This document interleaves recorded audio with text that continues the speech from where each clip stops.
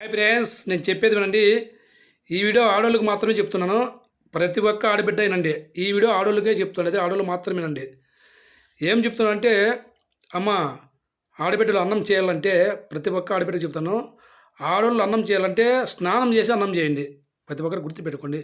స్నానం చేసి అన్నం చేస్తే అన్నం చేసి ఇచ్చిన తర్వాత అన్నం అంతా ఉడికిన తర్వాత కొంచెం అన్నం తీసుకొని అంత నెయ్యి వేసుకొని అన్నం ముద్దగా చేసి మండుతున్న పొయ్యిలోకి అగ్గిలోకి అట్లే అన్నం ఆ ముద్ద ఎత్తే మీకు చాలా పుణ్యం వస్తుంది.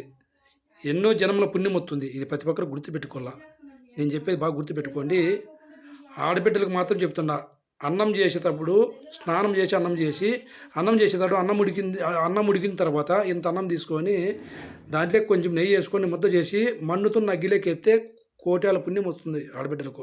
ఇది ప్రతి ఒక్కరు గుర్తుపెట్టుకోవాలని మరీ కొడుతుండా. బాయ్ ఫ్రెండ్స్, నచ్చితే లైక్ కూడా సబ్స్క్రైబ్ ఫ్రెండ్స్. ఇట్లా మీకే